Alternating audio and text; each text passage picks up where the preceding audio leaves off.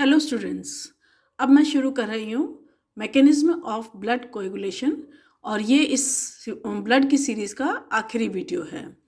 अब इसके अंदर आप देखेंगे कि जैसे ही कोई कट लगता है, एज अ कट और वुंड अकर्स, दो पाथवे या दो सिस्टम्स जो हैं वो एक्टिव होते हैं। इंट्रिंसिक सिस्टम या एक्सट्रिंसिक सिस्टम ये एक्टिव हो जाते हैं और जो प्रोथ्रोम्बिन है उसको थ्रोम्बिन में कन्वर्ट करते हैं। इस इंट्रिंसिक फैक्टर्स का जो सिस्टम है इसको इस तरह से बताया गया है।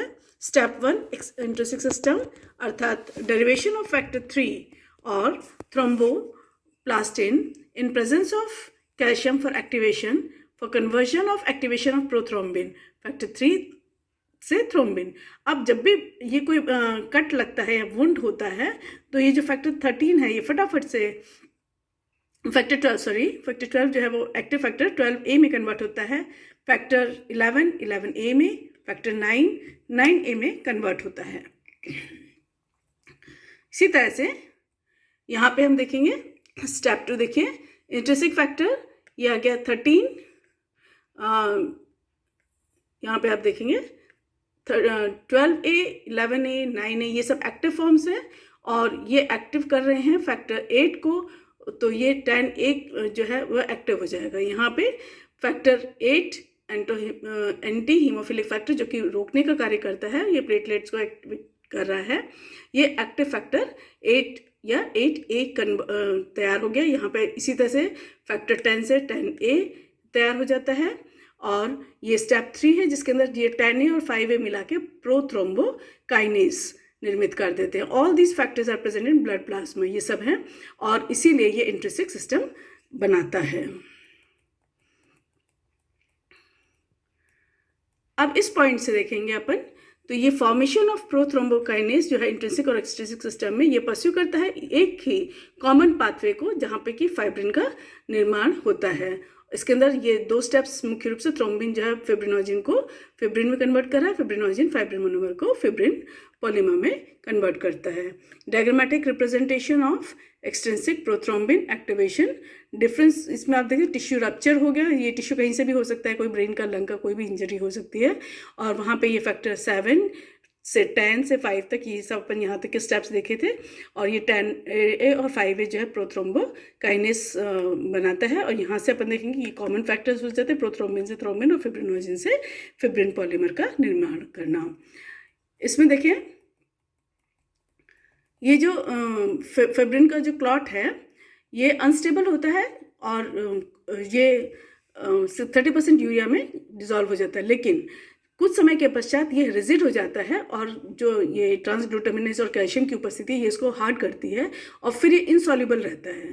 ठीक है, थ्रोम्बोस्टेनिन जो है ये प्लेटलेट्स में है और ये इसको जब ये जब बहुत छोटा कन्वर्ट होता है, रिट्रैक्ट हो जाता है, तो इसमें से जो प्रोसेस के द्वारा जो फ्लूइड निकलता है वो कहलाता है उसका सीरम।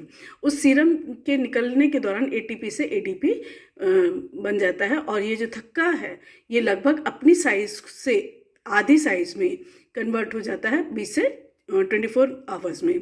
डेवी और रटॉफ ने ये वाटरफॉल सीक्वेंस समझाया था कि इस तरह से ये एक के बाद एक जो है ये फाइब्रिन जो है वो थक्का बनता है और फिर किस तरह से आधा हो जाता है, इस सीक्वेंस को इन्होंने समझाया था और इसको मैं एक डायग्राम के माध्यम से आपको बता रही हूँ। यहाँ देखिए ये अपने पास ये डायग्राम आया। स्टेज 1 में आप देख रहे हैं ये इंजरी हुई वेसल की और ये प्लेटलेट्स जो हैं वो बाहर की तरफ दिखाई दे रही है, ये एक्टिव हुआ। ये जो है कैल्शियम की उपस्थिति में प्रोथ्रोम्बिन है, प्रोथ्रोम्बिन थ्रोम्बिन में कन्वर्ट होता है और ये फिब्रिनोजिन में कन्वर्ट हुआ। ये फिब्रिन के फाइबर्स हैं, यहाँ पे आप देख सकते हैं, जिसके अंदर RBC WBC जो है ट्रैप हो जाते हैं और इस तरह से ये ब्लड का एक क्लॉट बनता है। यहाँ आप इसको और अच्छे से इसको समझ सकते हैं। इसमें आप देखेंगे ये देखिए यहाँ वाइट ब्लड सेल्स जो हैं, वाइट ब्लड सेल्स इंजरी हुई, ये इंजरी हुई, इसमें ये वाइट ब्लड सेल्स निकल के आए।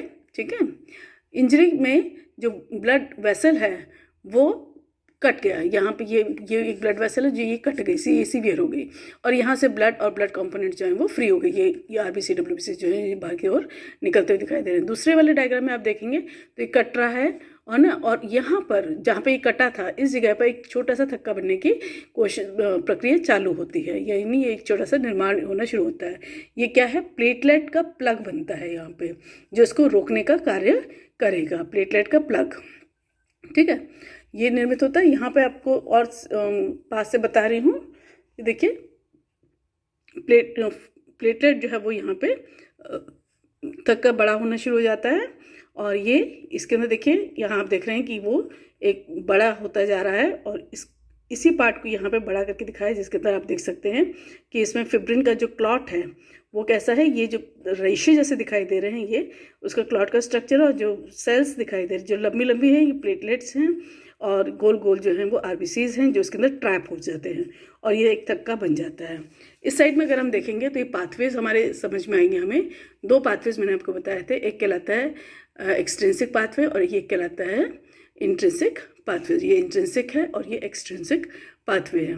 यहाँ पे देखेंगे डैमेज्ड वेसल वॉल, यानी कोई भी, जिस तरह अभी आपको बताया था, ये इसके वॉल जो है वो डैमेज हो जाती है, तो इस तरह से ये फैक्टर्स रिलीज होते हैं, ये एक्टिव फैक्टर्स में कन्वर्ट होते हैं, और यहाँ पर आप देखेंगे ये कॉमन फैक्टर आ जाता है 10A और 5A, जो मिलकर एक यहाँ से ये कॉमन फाइनल पाथवे बन जाता है। इसी तरह से इस वाले में आप देख सकते हैं एक्सट्रिंसिक पाथवे में ये क्या कर रहा है, कोई साइड जो है एक्स्ट्रावेस्कुलर साइड, जैसे कोई लंग है या कोई ब्रेन में कोई डैमेज हुआ, उस टिश्यू पर इस तरह से एक्टिव सेल्स, एक्टिव फैक्टर्स निर्मित होते हैं। ये एक्टिव फैक्टर्स कॉम्प्लेक्स बना के फिर से 10A एक्टिव और 5A एक्टिव को फैक्टर मिलकर एक प्रोथ्रोम्बिन से थ्रोम्बिन का निर्माण कर देते हैं। इसी तरह से फिब्रिनोजिन जो है वो फिब्रिन में कन्वर्ट हो जाता है। ये कॉमन पाथवे है जो दोनों ही केसेस में होता है, और ये क्रॉस लिंक्ड फिब्रिन का क्लॉट बनता है। तो ये हमारे पास में दो फैक्टर्स हैं। इसमें डायग्राम में जो आप देख सकते हैं कि जो राउंड, प्रॉपर राउंड है वो इनएक्टिव फॉर्म्स है, और जिसके अंदर आप ये स्ट्रक्चर, मोटर्ड स्ट्रक्चर देख रहे हैं वो उसका एक्टिव फॉर्म है।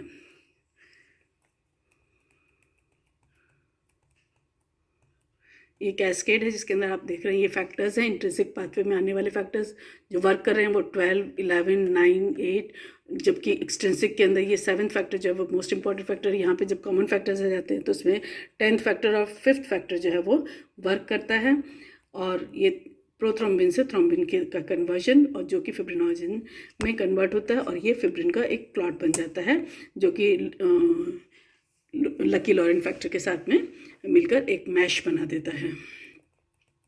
इस तरह से ये कई तरह से इसको समझाया जा सकता है। तो कई सारे तरीके हैं इनको समझने के लिए, और बस यहीं पर मैं ख़त्म कर रही हूँ। Thank you.